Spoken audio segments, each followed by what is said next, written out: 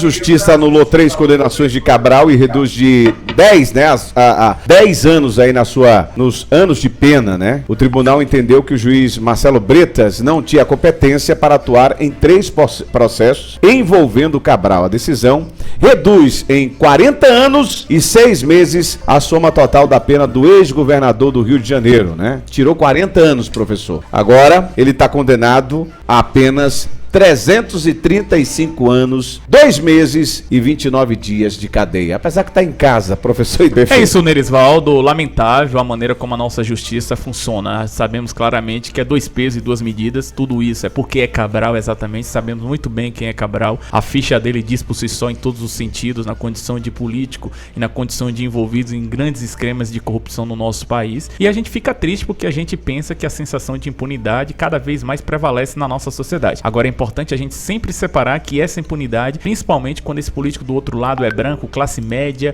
é conhecido, tem poder, tem dinheiro, tem influência, porque caso contrário vai morrer, vai ser esquecido na marmorra, como muitos jovens negros pobres da periferia estão aí nas cadeias públicas sem direito a um advogado, sem direito a uma audiência de custódia para ser ouvido diante do que é acusado, muitas vezes sem direito ao contraditório. É isso que nos deixa triste, porque muitas vezes se cria aquele slogan na nossa sociedade que é preso hoje é solto amanhã. Eu costumo dizer que quem é preso hoje e solto amanhã é quem tem dinheiro, é quem tem condições no nosso país. Por isso que é 2 pesos e 2 medidas. Ficamos tristes porque a sensação de impunidade termina prevalecendo na nossa sociedade. Para isso ser mudado é necessário uma reforma política, é necessário uma reforma no nosso judiciário, algo que quem está lucrando, ganhando com isso, é claro que não vai querer mudar as regras do jogo, dos quais estão sendo favorecidos automaticamente, que é a classe política do nosso país, né, Elisvaldo Sobrinho e queridos ouvintes. Ainda tem mais 400 anos, né, pro blogueiro Cabral, Débora.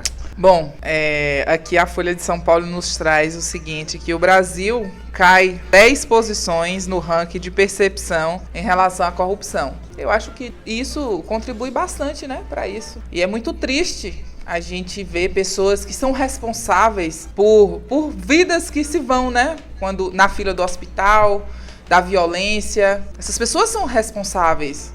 Olha como é que está o Rio de Janeiro, né? No que diz respeito à segurança pública e saúde também, e tantos outros problemas que o Estado... E eu vou dizer, o Rio de Janeiro não tem sorte, viu? Porque é entrando um, saindo outro, e todos vão pelo mesmo caminho. É terrível. Então, o Wilson Witzel, que inclusive foi na onda Bolsonaro, que se elegeu, desviando dinheiro durante a pandemia, enquanto pessoas morriam, desviando dinheiro, dizendo que ia construir jardim por valores absurdos, e na onda de Wilson Witzel, eu sei que tem muitos outros por aí que ainda estão, porque no caso dele saiu, né, da vida pública, mas tantos outros que permanecem com seus cargos, e a gente continua sofrendo, né? E aí agora vem uma situação dessa, onde a justiça atua dessa forma, realmente é muito lamentável. Mas a gente não pode perder a esperança, porque na verdade é tudo que eles querem, é que a gente perca a esperança e acabe, de certa forma, aceitando o que a gente tem. Então não aceitemos de forma nenhuma, e aí em todas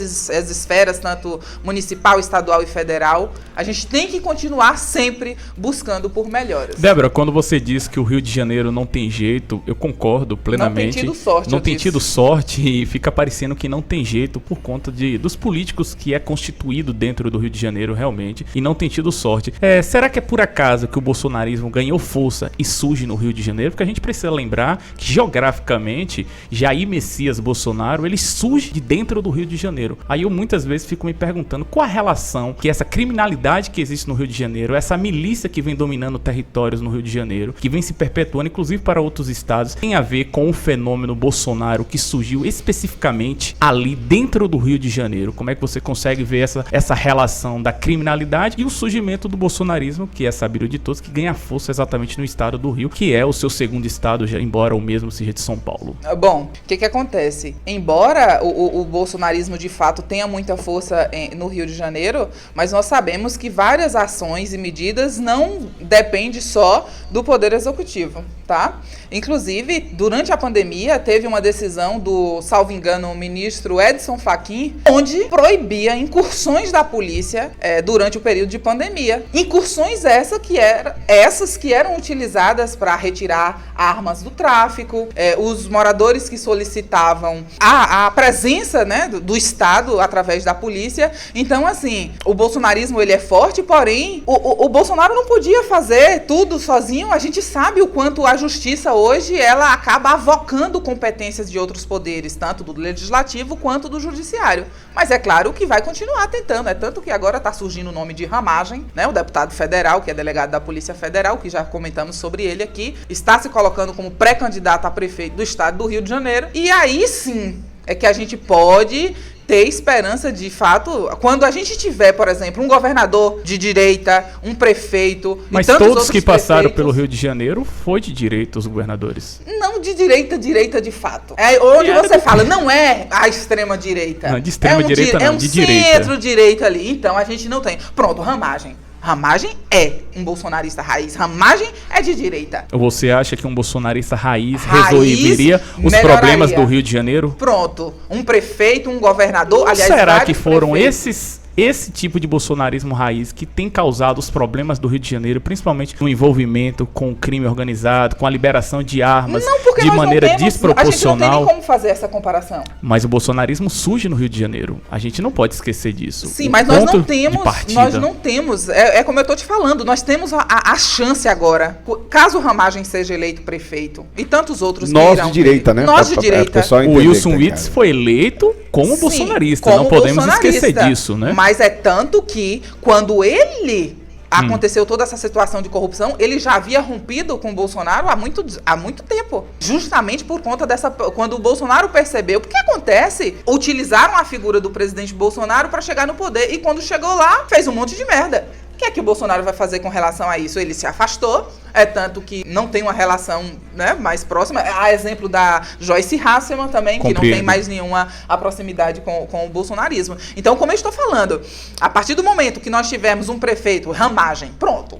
Aí agora sim, se Ramagem for eleito e não houver uma melhora, né, no que diz respeito à segurança pública, essa questão de milícias e tudo mais, que sempre tentam colocar no colo do bolsonarismo a questão das milícias, o que não é uma verdade, mas assim... Aí sim você pode chegar para mim e falar assim, Débora, não houve uma melhora. Então, mas até então nós nunca tivemos lideranças de direita raiz dominando o Rio de Janeiro. Eu acredito que sim, eu acredito que sim, até porque o Cabral e dentre vários outros governantes que passaram pelo Rio de Janeiro representa essa direita. Talvez a gente não tenha tido a direita... não tem a proximidade com o atual mandatário? Na verdade, Cabral ele conseguiu ter relação com todos, porque Cabral ele se tornou quem é exatamente por conta desse diálogo, dessa governabilidade com a direita, com a esquerda, enfim, com exceção, é claro, do pessoal que tem posicionamento demarcado ideologicamente, diferente do Partido dos Trabalhadores, que tem tido muito mais aproximação com esses partidos de centro-direita do que propriamente no campo ideológico. Embora muitos vão dizer que é importante a governabilidade, porque sem a governabilidade o Estado não funciona. Mas é uma outra pauta. Duas observações no que tange o que você disse aí das incursões no período da pandemia. É importante lembrar que o Supremo determinou foi que essas incursões nas favelas, nas periferias, não acontecesse naquele período sem ordem judicial, porque estávamos vivendo um período de exceção, que era um período de exceção por conta da pandemia.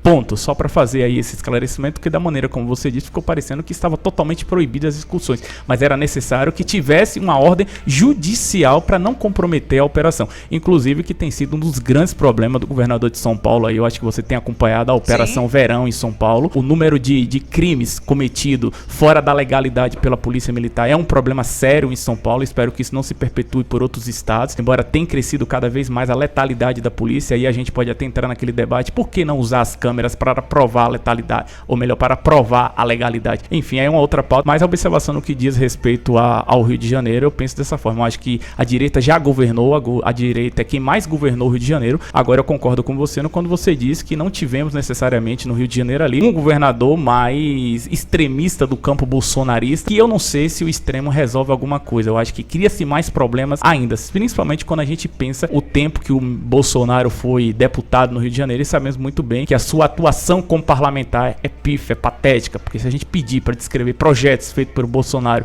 no período de deputado dentro do Rio de Janeiro para tentar resolver os problemas, são poucos. Mas é claro que os projetos dele não seriam aprovados, né? São quase no meio de hienas, você acha que iriam aprovar? É isso, então o problema não estava no Bolsonaro, e sim em quem estava lá junto com ele, que não queria que esses projetos avançassem. Mas a atuação dele na condição de parlamentar, sabemos muito bem que é pífia, é patética. É pífia e chegou à presidência da República, ok. Mas é esse o grande fenômeno bolsonarista, que ele consegue aparecer do nada, ele suja ali do que tem de mais sujo dentro da política do Rio de Janeiro, porque quem consegue eleger Bolsonaro, eu tô falando do Rio de Janeiro, não do Brasil, certo? Só pra deixar bem claro. Ou ele consegue surgir necessariamente desse esgoto do Rio de Janeiro. O que é que o Rio de Janeiro produziu ao longo do tempo? Produziu Jair Bolsonaro. Pra quem é bolsonarista, ótimo, bacana. Pra quem tem uma visão mais ampla do processo histórico, vai entender do que eu estou falando. O Bolsonaro, ele surge do que tem de pior dentro do Rio de Janeiro e se perpetua pra todo o Brasil. Agora, é claro, volto a repetir. Pra quem é bolsonarista e concorda com as pautas mais conservadoras, mais reacionárias, pautas aonde a polícia precisa atirar primeiro antes de perguntar, vai achar que está tudo normal. Mas pra quem tem uma visão diferente do processo, a visão que eu tenho é essa, que o bolsonarismo ele nasce do que tem de pior dentro do Rio de Janeiro. E aí fica pra cada um criar o seu juízo de valor. Volto a repetir, não é por acaso. Do que é de melhor no mundo, né, Rodrigo? Não é por acaso que o bolsonarismo nasce dentro do Rio de Janeiro. Não é por acaso essa relação das milícias dos territórios com o bolsonarismo, porque isso é fato. Talvez se você me disser, professor, o Bolsonaro não tem nada a ver com a milícia. Beleza, porque até então a gente não tem como provar nada. Não. Mas o bolsonarismo por si só tem uma grande relação com a milícia. Isso é fato dentro dos territórios do Rio de Janeiro. É só pegar quem são eleitos. Agora mesmo, inclusive, eu coloquei lá no grupo, né, pra gente debater futuramente aqui nessa mesa, né? A questão das armas que foram liberadas. A política armamentista de Bolsonaro foi parar na mão do crime organizado. O exército, ele não libera arma, tá, meu povo? É só um esclarecimento, porque o colega está falando algo que é uma inverdade. Não disse necessariamente do exército. Eu não falei do exército. Não, eu disse... Você disse que libera armas. Eu disse... Não disse que o exército libera. Eu disse que as armas liberadas no governo Bolsonaro foi parar na mão do crime organizado. Liberadas. As armas que foram facilitadas. Eu vou utilizar a palavra. Tá. Mas a gente vai debater essa pauta com base na pesquisa que saiu referente a onde foi parar as armas que foram facilitadas por meio, como você bem disse, de registros. E a gente vai saber de fato se esses registros seguiram a legalidade ou se foram forjados, como a própria justiça atestou agora. Mas de modo geral, voltando para o Rio de Janeiro, até errei aqui em abrir essa pauta das armas, mas é isso. A opinião que eu tenho é que o bolsonarismo ele nasce do que tem de pior dentro do Rio de Janeiro, muito que surge do esgoto. Bem. Vamos lá. Não, o professor, pode falar.